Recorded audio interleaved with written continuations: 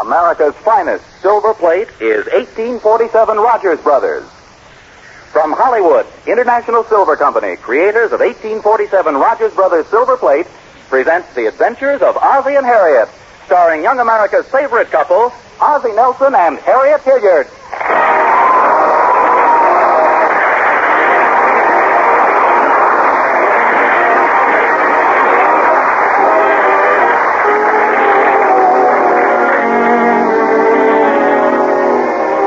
Once again, let us visit the Nelsons at 1847 Rogers Road.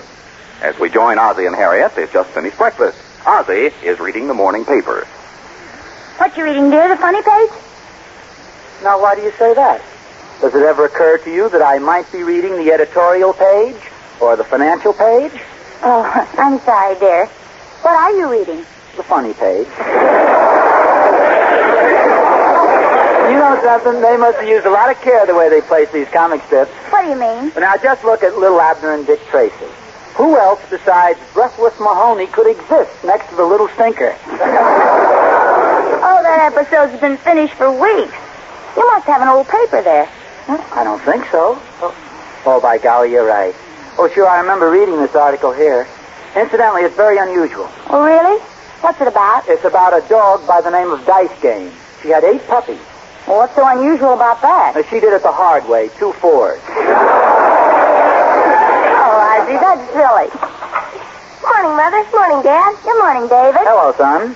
Did you sleep well last night? Like a log. Just fine. How was breakfast? Well? Coffee was wonderful. And how are you feeling?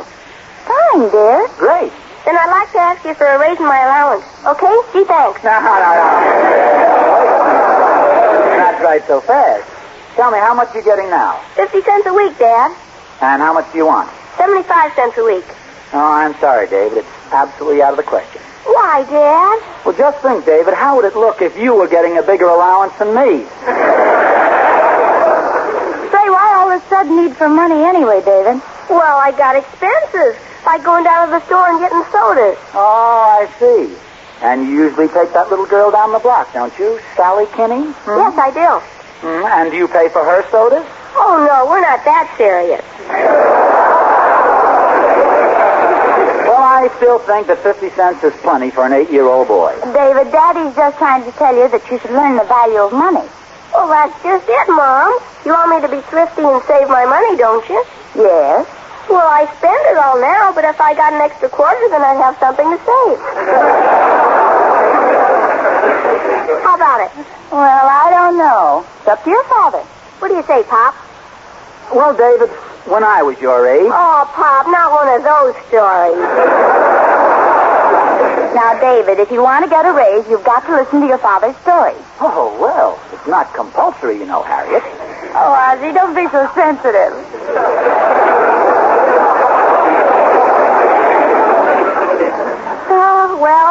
Then tell me all about when you were my age, Pop. Well, I'm out of the mood. But I do think you're old enough to earn part of your spending money. Now, when I was your age... He's back in the mood again.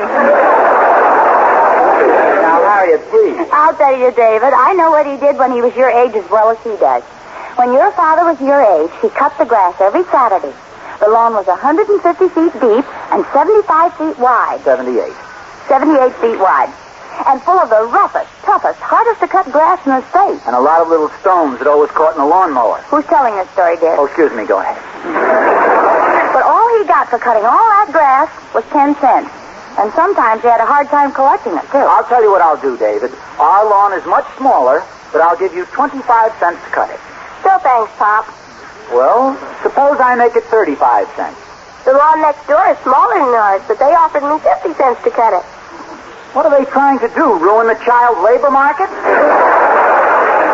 David, your father used to go from door to door selling magazines, soap, perfume, hair tonics, snake oil, rheumatism remedies. No, I didn't. The snake oil, but not the rheumatism remedies. Well, at any rate, David, you can see that your father was very industrious at your age. That's the way I think you ought to be, David. Go out and use your head. Sell something. Sell anything. It's very good training for you. Then I guess I don't get the raise, huh? Well, David, I feel you ought to earn the money for yourself somehow. It's for your own good. Okay, but I wish you wouldn't think about my own good so much. See you later. You know he's a good little guy, isn't he? He sure is. Would you like another cup of coffee, Ozzie? Yes, I would if you don't mind. I don't mind, but does Gloria mind? Gloria? Oh, Gloria?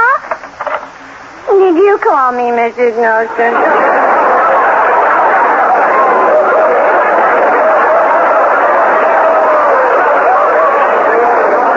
Yes, I did, Gloria. We'd like some more coffee. It's very good. Yes, it certainly was. Well, isn't there any more, Gloria? No, Mr. Nelson. There was just enough for the three of us. A cup for you and a cup for Mrs. Nelson and 5 cups for me. Well, that's life, I suppose. Didn't I just hear you talking to David? Yes, he just went out. I was having a little talk with him about money. Did you get any from him, Mr. Nelson? No, Gloria. Mr. Nelson was merely trying to explain the value of money to David. We probably should have explained to him how to budget his allowance. You keep a budget, don't you, Gloria? Oh, of course I keep a budget. I've been keeping a budget for 10 years. Every time I spend any money, I put it right down in one column. And every time I make any money, I put it right down in the other column. Well, that's very wise, Gloria. Oh, yeah. You know something, Mrs. Nelson. What? Someday I'm going to add it all up.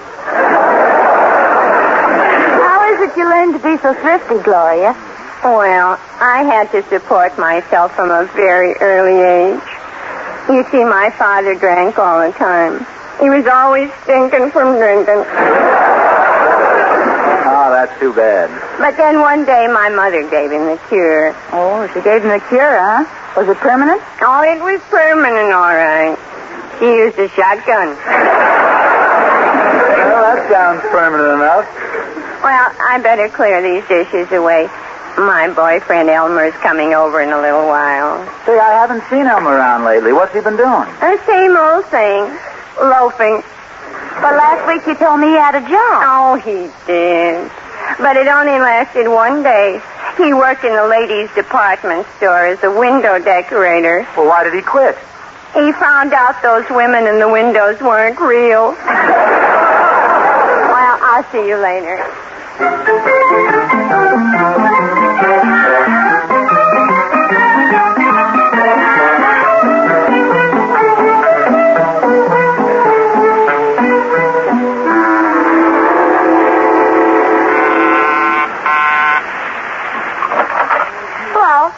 Sonny. Oh, here's the order from the grocery store. I'll take it, mister. Gee, look, you got a big hole in your coat. Oh, yeah, I know. I just tore it. And I got a date with my girl in a half an hour. I'm really in a spot. Say, I've got an idea. Would you want another coat? Well, you ain't exactly my size, Junior. No, I mean one of my father's. He's got some old ones that are in very good shape. I could sell you one. Ah, that's a great idea. Hey, look, see if you can find a blue one with a red stripe to go with these green pants. I'll find you a good one, all right. But, of course, I'll have to charge you a lot of money for it. As much as $1. Well, I'm a sport. Go get it. Oh, hey, wait a minute. Are you sure this is okay with your old man? Oh, yes. He told me I was supposed to do this. He said, sell something and make some money. Wait here, I'll get the coat for you.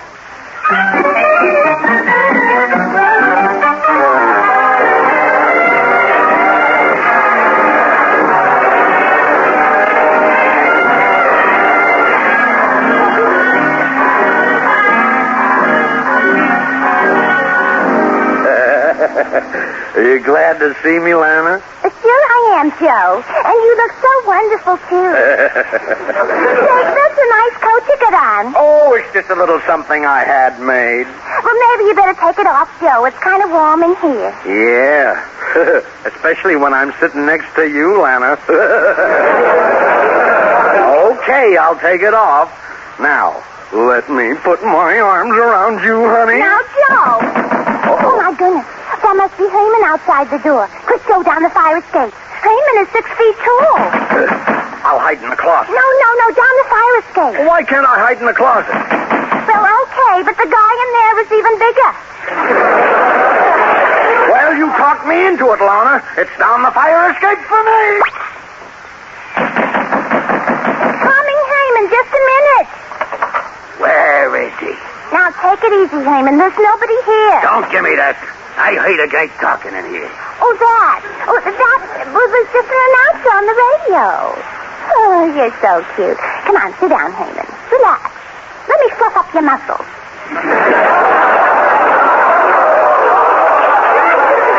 Okay, Len, I'm sorry. I guess I... Hey, wait a minute. Whose coat is that? What coat? That one right there with the tweed buttons. So you was two-timing me, huh? Calm down, Oh, Heyman. yeah? Well, Oh, look, here's the guy's name, right here by the inside pocket. Ozzie Nelson, huh? Oh, no. Ozzie Nelson. 1847 Rogers Road. No, Heyman, you're making a mistake. Oh, yeah? Ozzie Nelson. I'll break that rat's neck.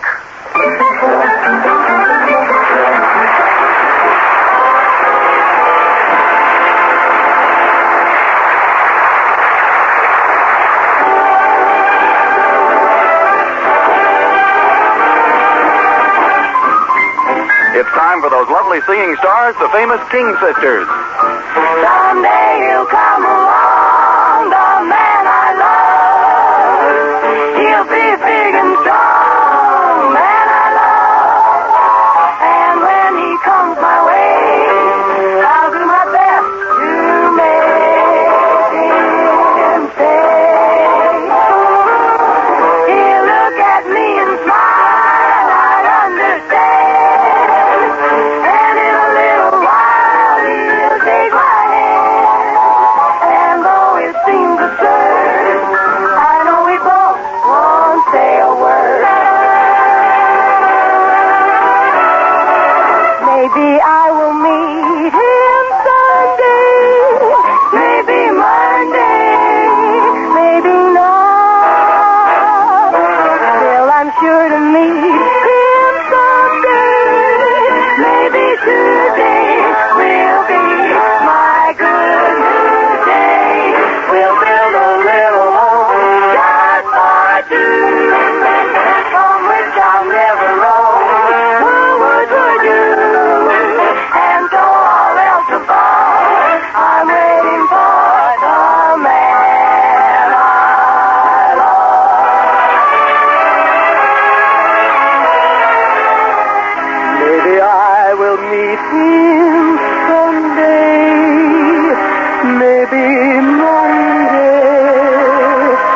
Maybe not. But I'm sure to meet him on one day. Maybe today will be my good news day. We'll build a little home in Brooklyn Heights.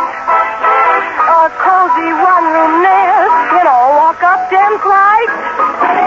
And so all else above, I'm waiting for the man I love. Love that man. We'll build a little home that's just meant for two. I'd hesitate before I'd roam. I never want to leave again, boy, with you. And so all else above, I'm waiting for the man I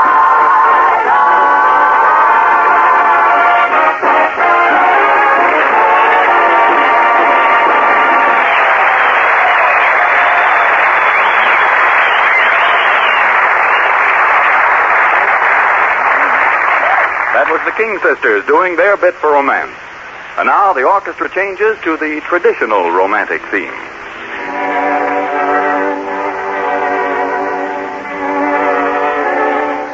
I pronounce you man and wife.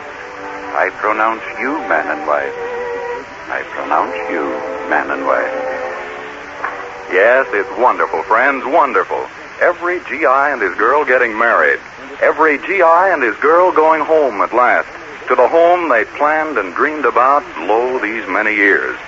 A home tastefully furnished with things they can be proud of for many, many years. Things like the silver plate of 1847 Rogers Brothers. There is silver plate that brings you beauty, imaginative design, lasting pleasure and satisfaction. In fact, everything about 1847 silver plate is so unusual and so fine that once you've seen it, you just can't be satisfied with any other silver plate. And it won't be long before your silverware dealer has it in stock for you. So wait for that day. Don't choose any silver plate for your new home until you've seen the finest 1847 Rogers Brothers silver plate.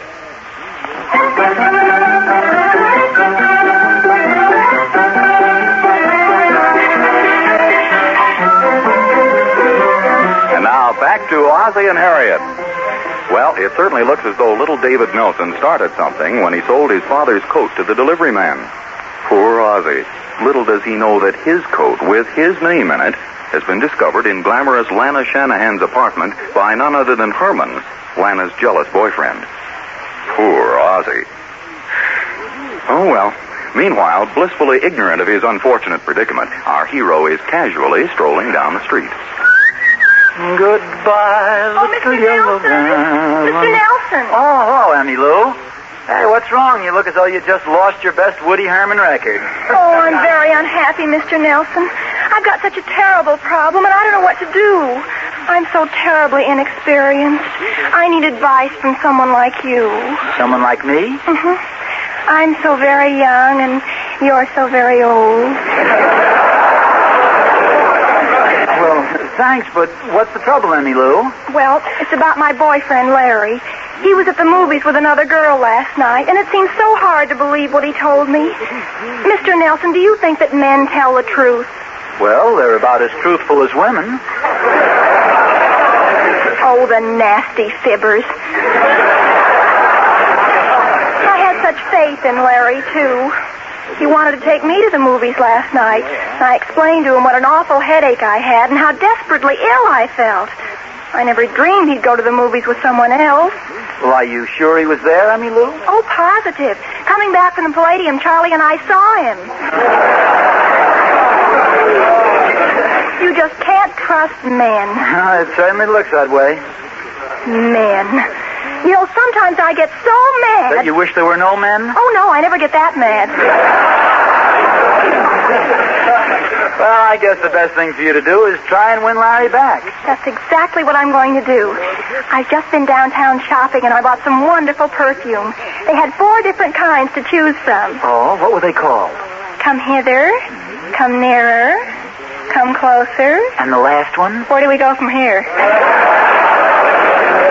Emmy Lou, I'm positive that you bought some of that. Where do we go from here? You're right, Mr. Nelson. Here, do you want to smell it? Okay, I'll take a little sniff.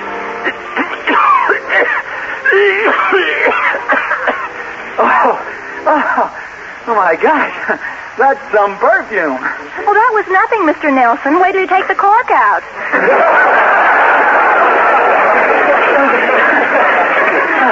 Is that the stuff you're going to try to win Larry back with? Mm-hmm. Do you think this perfume will make Larry notice me? Even if you leave the city.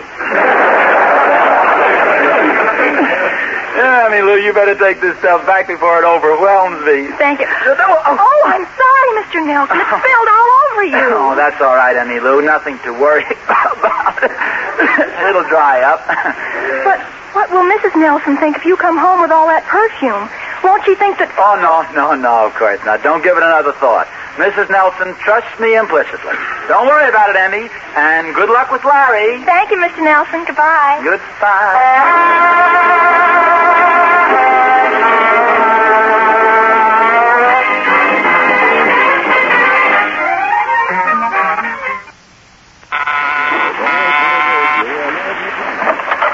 Is Mr. Nelson in? No, I'm sorry. He's not in right now.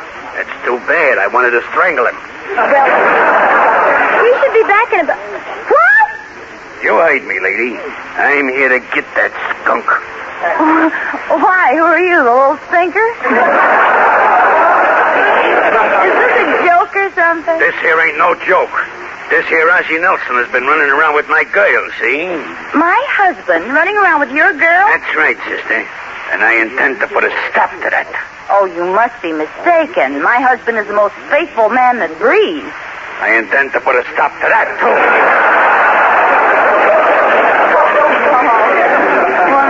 I'm sure there must be some mistake. There's no mistake.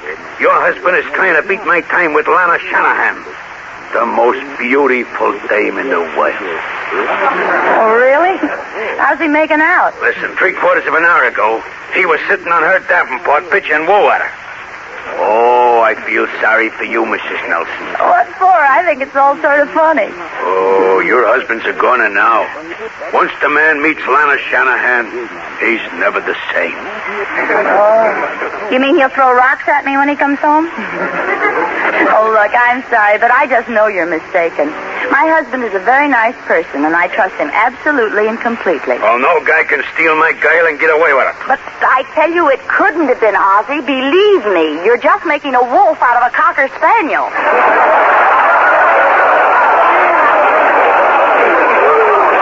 Lady, I ain't just guessing. I got proof. Here, take a look at this coat here. Does this coat look familiar to you? Well, yes, it does. It's your husband's, ain't it? Yes, it's Ozzie's coat, all right. I'd recognize his shoulders anywhere. Well, I found this coat up in my girl's apartment. Oh, look, this whole thing is ridiculous. I don't care how many of these coats you found there. I got plenty more evidence, sister. The guy at my girl's place had kind of a low voice. Well, it might be Ozzie. He had a sort of a silly giggle. Well, it might be Ozzie. And he was making passionate love to her. You got the wrong guy.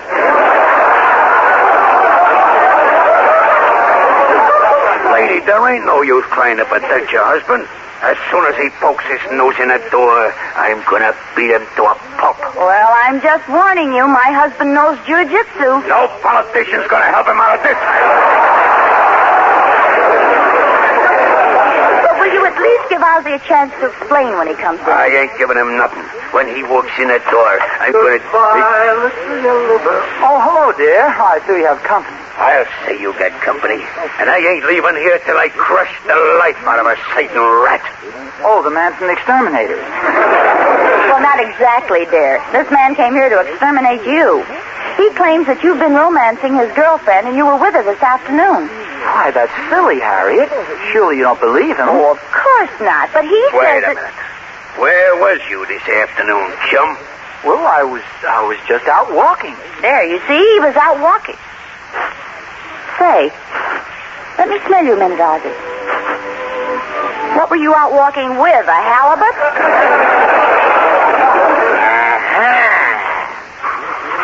Just as I thought. Lana Shanahan's pipe. No, just a second. That's not Lana's perfume. That's some other girl's perfume. Little man, you've had a busy day. No. That's not what I meant at all. I can explain everything if you just give me a chance. Okay, I'll give you a chance. Is this your coat? Yeah, sure, that's my coat. Well, explain this. What was it doing in my girlfriend Lana's apartment? I'm sure I don't know, and I don't know your girlfriend, Lana. A likely story. I should have punched you when you first walked in. Why, Just a minute. Whom do you think you're pushing around? Home. That's home.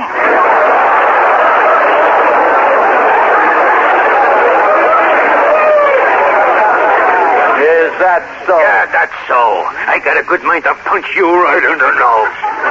You do, and I'll bleed all over you. Oh, now look, why don't you two be sensible? Listen, mister, I have an idea. Suppose I assure you that it'll never happen again. That you have my word that my husband will never again bother your girlfriend, Lana. Would that satisfy you? Well, Well, suppose I promise to put a collar and leash on him and never let him out of the house without me. a collar and leash, huh? Yeah, that's good. Okay, lady, I'll settle for that. So long, folks. I'll be getting back to Lana now. Oh, gee, honey, that was a clever way to get rid of him. Saying you were going to put a collar and a leash on me. You know, dear, I'm never going to... Yes, dear. What size neck have you got? Now, Harriet, you can't really believe that silly story about that fellow's girlfriend. Well, what do you expect me to believe? Having all that perfume on you and not knowing how your coat got into her apartment? If you'll just let me explain, the perfume was spilled on me accidentally by Emmy Lou. As for the coat, I can't possibly imagine how it got there. Hello, Mother. Hi, Dad. Hello, son. Hello, Lana. Hey, did you get that lollipop? It's the size of a small manhole cover. It cost me 50 cents, Mom. I earned some extra spending money like Pop told me. Well, that's fine, son. I'm proud of you. How did you make the money? Well, it was a cinch. I sold an old coat of yours to the delivery man. Hey, tell me, David, was this coat here on the chair the one you sold? Gee, that's the one, all right. How'd it get back here? Didn't the fellow like it? No, he liked it all right. I'll tell you about it later, David. Right now, there's something I want to discuss with your mother. Oh, now, Ozzie, you don't think I really believed a word of what that man said?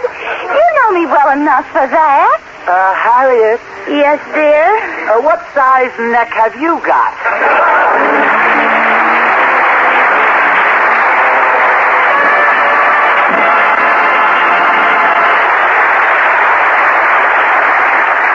The end of the war means many things to the silversmiths of 1847 Rogers Brothers. But it means one thing in particular. It means that they have already returned to the job they love, the creation of 1847 Rogers Brothers, America's finest silver plate.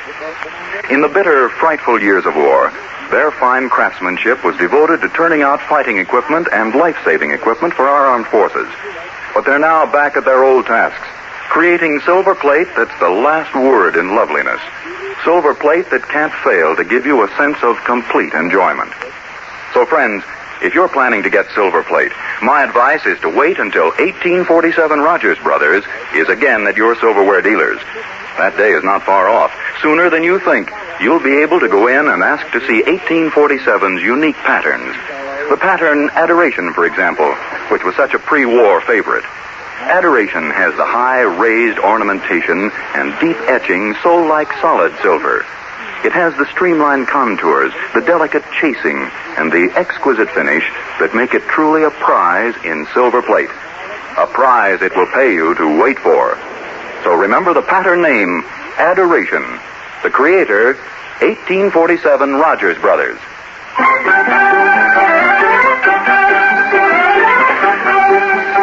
Now you see, Harriet, you are convicting me on purely circumstantial evidence. All right. I forgive you, dear. Answer the door, please. Okay. You forgive me. I should be forgiving you. I knew you'd be sensible. Thank you, dear. Yes? Are you Ozzie Nelson? Yes. You are, huh? Are these yours? Holy smokes, my pants. Where'd you... Harriet. Yes, dear? I think we'll just have to give David a raise in his allowance.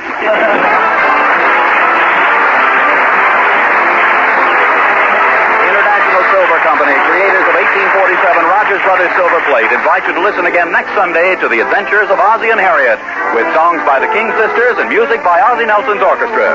And don't forget, America's finest silver plate is 1847 Rogers Brothers.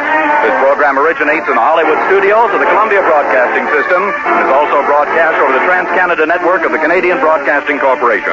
This adventure of Ozzie and Harriet will be transmitted to our men and women overseas by shortwave and through the worldwide facilities of the Armed Forces Radio Service.